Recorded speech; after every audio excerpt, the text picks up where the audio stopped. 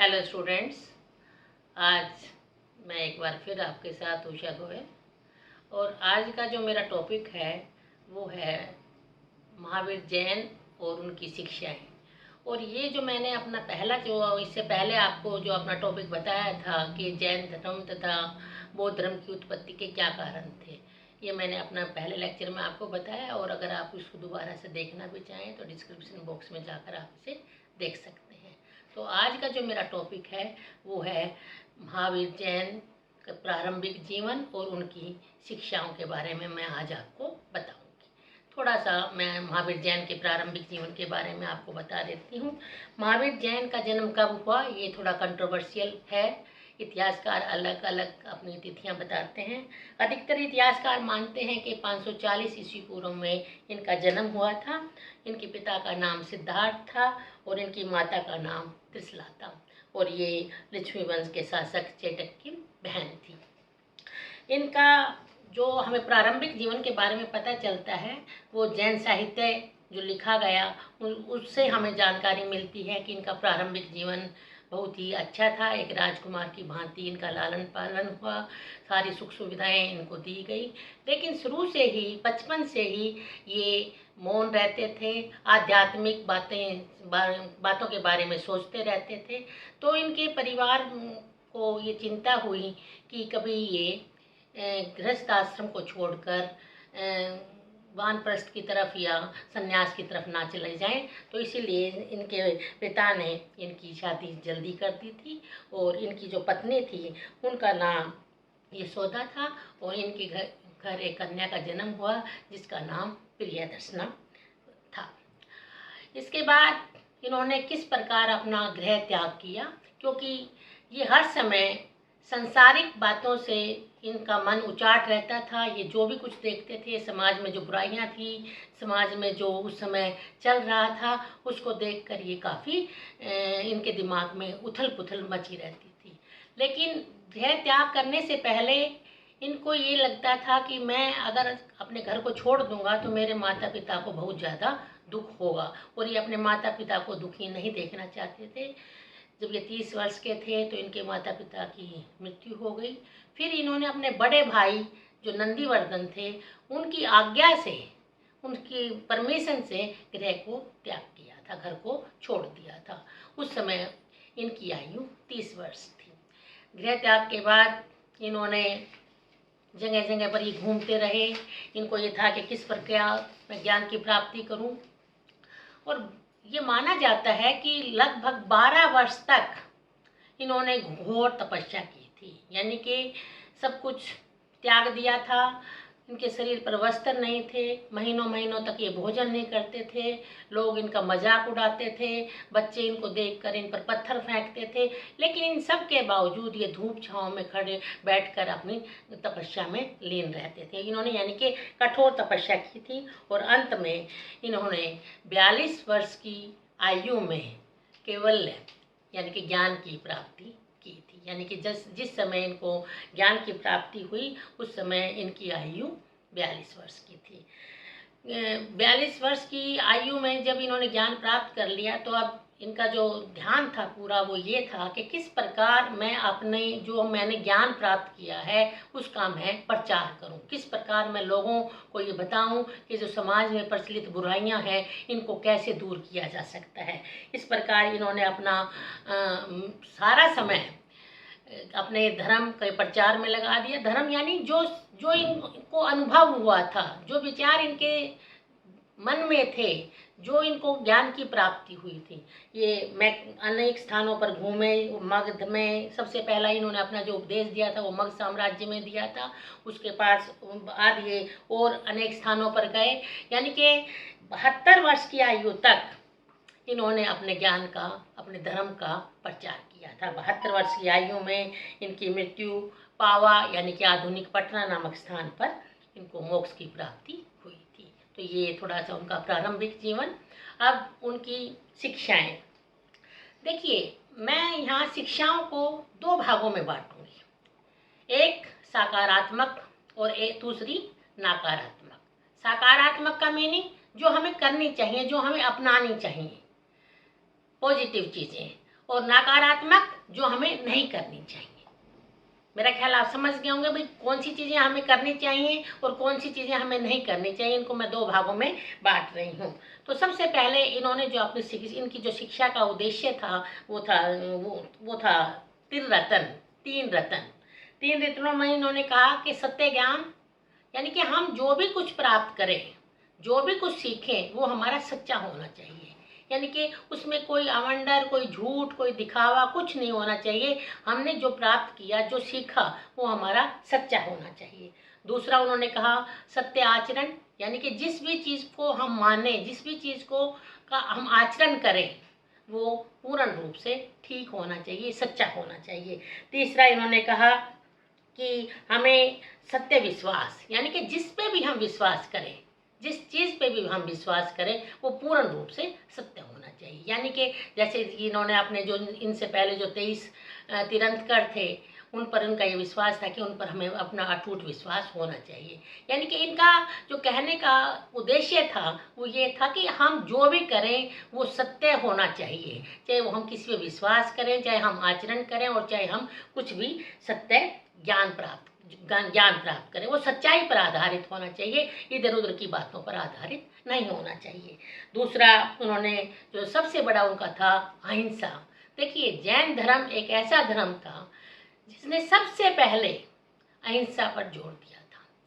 और अहिंसा पर इन्होंने इतना ज़्यादा, क्योंकि इन्होंने कठोर तप किया था और इनका ये विचार था कि जड़ और अजड़, चेतन और अचेतन, यानी कि जिसमें जीव है और जो निर्जीव है, उसमें भी आत्मा है। यानी कि हमें किसी को भी किसी प्रकार का कष्ट नहीं देना चाहिए। इवन देन वो कहते हैं पेड़ पौधे, छोटे छोटे जो कीड़े मकोड़े, इनको भी हमें किसी प्रकार का कष्ट नहीं देना चाहिए। और इसीलिए इन्होंने वस्त्र त्याग दिए थे। खाना पीना आप आजकल भी देखते होंगे, जो जैनी हैं वो अपने मुंह पे पट्टी बांधे रहते हैं, शाम होने से पहले खाना खा लेते हैं। और उनका यही है कि जो वहाँ इवन देन वो अपने मुंह पे जो नाक पे पट्टी बांधे रहते हैं, उसके पीछे भी उनका ये लॉजिक है कि हम जो सांस लेते हैं, उसके सांस के द्वारा अंदर छोटे छोटे जीव जंतु, छोटे छोटे कण जो जाते हैं, वो भी एक तरह से किसी की हत्या है। तो अहिंसा पर इन्होंने बहुत अधिक बल दिया था। और देखिए, यहाँ मैं थोड़ा सा और हट के एक बात कहूँगी, अहिंसा पर अधिक बल देने के कारण जैन धर्म बौद्ध धर्म की अपेक्षा कम पॉपुलर हुआ। क्यों? क्योंकि राजा जो थे उन्होंने तो युद्ध भी करना है, वो अहिंसा को पूर्ण रूप से नहीं पालन कर सकते थे। किसान थे, वो भी नहीं इसको पालन कर सकते थे, क्योंकि उन्होंने खेती बाड़ी करनी थी। जब वो अपना हल जोतते हैं तो कीड़े मकोड़े भी, जमीन भी, सारी चीज़ें उनके हिसाब से तो उनको वो कष्ट पहुंचा रहे हैं। तो यही कारण था कि बौद्ध धर्म आज भी अगर आप देखेंगे दूसरे देशों में आज भी प्रचलित है, और जैन धर्म सिर्फ अहिंसा पर जो इतना अधिक जोर दिया, उसकी वजह से इतना ज़्यादा लोकप्रिय नहीं हो पाया। ये एक मत है मेरा। हालांकि ये बिल्कुल सही है कि हमें अहिंसा परमो धर्म, इसको पालन करना चाहिए, हमें किसी को तंग नहीं करना चाहिए, किसी को कष्ट नहीं देना चाहिए, बिल्कुल सही बात है। तीसरा उन्होंने कहा कि हमें जो है, उन्होंने बताया कि मनुष्य को 9 सच्चाइयों पर, यानी कि 9 जो चीज़ें हैं उन पर हमें बल देना चाहिए। यानी कि उसमें आपका, और ये 9 सच्चाइयाँ, हमें झूठ नहीं बोलना चाहिए, हमें जीव अजीव, पुण्य, पाप, असर, ये सब चीज़ें, इनको मिलाकर अगर हम इन चीज़ों को मानते हैं तो हम मोक्ष की प्राप्ति कर सकते हैं। नेक्स्ट वो कहते हैं कर्म सिद्धांत।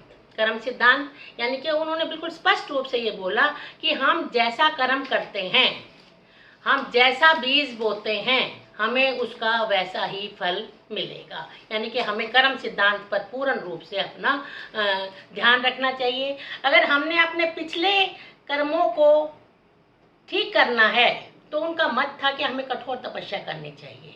हम कई बार कहते हैं ना, भाई पुराने कर्मों का हमें फल मिल रहा है, तो वो कहते हैं अगर पुराने कर्म हमारे गलत हैं और उनसे हमें मुक्ति प्राप्त करनी है तो हमें अधिक से अधिक कठोर से कठोर तपस्या करनी चाहिए और इस जन्म में हमें इस प्रकार के कर्म करने चाहिए कि हम किसी का कुछ गलत ना करें, यानी कि ये उनका कर्म सिद्धांत था। इसके अतिरिक्त कठोर तप, ये तो मैंने आपको पहले ही बताया, उन्होंने खुद 12 साल बहुत ज़बरदस्त तपस्या की थी, अपने शरीर को कष्ट दिया था। तो उनका ये मत था कि मनुष्य को अगर मोक्ष की प्राप्ति करनी है तो हमें अधिक से अधिक कठोर तप करना चाहिए। जितना हम अपने शरीर को कष्ट देंगे उतना ही हम जल्दी मोक्ष की प्राप्ति कर पाएंगे। ये भी एक उनका सिद्धांत था।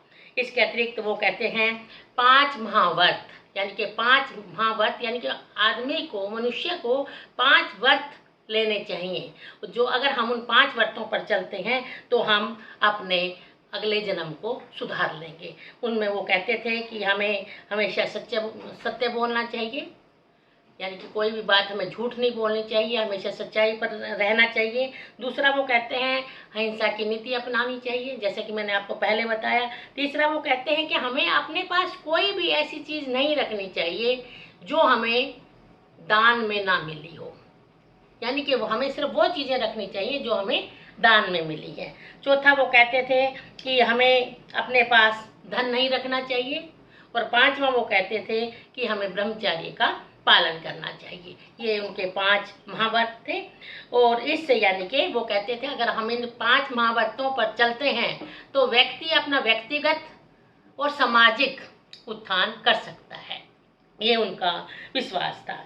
इसके अतिरिक्त वो कहते थे कि समानता में विश्वास, यानी कि सभी बराबर हैं, कोई छोटा बड़ा नहीं है। ये अगर इसको सकारात्मक भी माने तो हमें सबको समान समझना चाहिए। आगे भी मैं बताऊंगी कि नकारात्मक में, जाति प्रथा में हमें विश्वास नहीं करना चाहिए, ठीक है ना। समानता में उनका पूरा विश्वास था। इसके अतिरिक्त वो कहते थे हमें शुद्ध आचरण पर बल देना चाहिए, यानी कि हमारा जो आचरण है वो शुद्ध होना चाहिए। किसी प्रकार की चुगली, घृणा, लालच, इस प्रकार की बातें, क्रोध, गुस्सा, हिंसा, ये हमारे अंदर नहीं होनी चाहिए, यानी कि हमारा आचरण शुद्ध होना चाहिए। अब ये तो थी सकारात्मक, यानी कि जो हमें करनी चाहिए। दूसरा मैंने बताया नकारात्मक, जो नहीं करनी चाहिए, जो वो कहते थे इनमें जो जिनमें उनका विश्वास नहीं था। तो पहला वो था ईश्वर में अविश्वास। देखिए ये थोड़ा सा आपको सुन के भी अटपटा लगेगा। महावीर जैन ये कहते थे, ये मानते थे कि ईश्वर का अस्तित्व नहीं है, यानी कि जैसे हम कहते हैं ना भाई कोई तो शक्ति ऐसी है जो इस संसार को चलाती है, वो कहते थे नहीं, हमारे कर्म ही जो हैं इस संसार को चलाते हैं। यानी कि ईश्वर के अस्तित्व में उनका विश्वास नहीं था। वो इस चीज़ को कहते थे कि हमें ईश्वर के अस्तित्व में विश्वास नहीं करना चाहिए। इसके अतिरिक्त वो कहते थे वेदों तथा संस्कृत भाषा में भी उनका कोई विश्वास नहीं था। देखिए ये सुन के आपको अटपटा लगा होगा, लेकिन मैंने आपको अपने पहले जो लेक्चर में आपको बताया, उस समय समाज में जो बुराई थी, वेदों का जो अनुवाद था, जो संस्कृत भाषा में जो बोला जाता था, वो आम लोग उसको नहीं समझ पा रहे थे।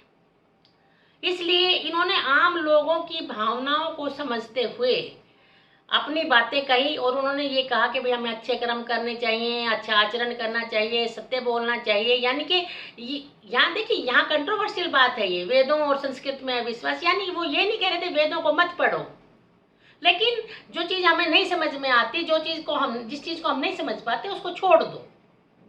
यहाँ पर यानी कि ना तो वो कहते थे कि वेदों, ऋग्वेद को या चारों वेदों को पढ़कर ही हमारे को मोक्ष की प्राप्ति होगी, या संस्कृत को पढ़ के हमें मोक्ष की प्राप्ति होगी, ऐसा उनका विश्वास नहीं था। यानी कि इसमें उनका कोई विश्वास नहीं था। इसके अतिरिक्त यज्ञ तथा जो बड़े बड़े यज्ञ और बलियां दी जाती थी, उनमें भी उनका कोई विश्वास नहीं था। इसके अतिरिक्त जाति प्रथा में अविश्वास।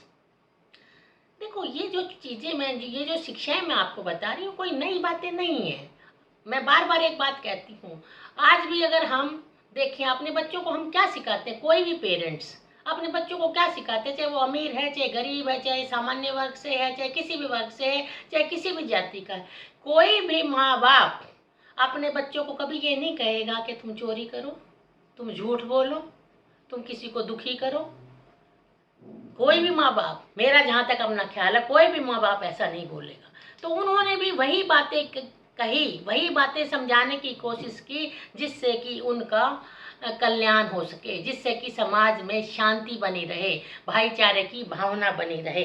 तो इस प्रकार यानी कि ये उनकी शिक्षाएं थी। और अंत में वो कहते थे अगर हमें निर्वाण यानी कि मोक्ष की प्राप्ति करनी है तो हमें इन सभी बातों पर को मानना चाहिए और अंत में हम कैवल्य या मोक्ष को प्राप्त कर सकते हैं। तो ये महावीर जैन की जो शिक्षाएं, और अगर देखिए आप इनको अगर गहराई से पढ़े या समझे तो आप ये लगेगा कि यार ये बातें तो हमें सबको पता है। मतलब ये मैंने बताया कि कोई भी माँ बाप अपने बच्चों को ये ऐसे तो नहीं कहेगा भाई तू चोरी करके ला, तू झूठ बोल या वो कर। मतलब आज में हम अपने बच्चों को यही कहते हैं बेटा रास्ते आओ, रास्ते जाओ, ये काम गलत काम मत करना, किसी को तंग मत करना, किसी जीव की हत्या मत करना। मतलब पेरेंट्स तो यही सिखाते हैं ना। हम उसको कितना, बच्चे उसको कितना मानते हैं, उसको कितना फॉलो करते हैं, जनता उसको कितना मानती है कितना नहीं मानती, ये एक अलग इशू है। तो ये महावीर जैन की शिक्षाएं थी और आई थिंक मैंने बहुत ही सिंपल तरीके से आपको समझाने की कोशिश की है। और आपको ये मेरा ख्याल, ये मेरा छोटा सा जो लेक्चर है ये पसंद आएगा। इसलिए अगर पसंद आए तो लाइक भी करना, शेयर भी करना और सब्सक्राइब भी करना। धन्यवाद।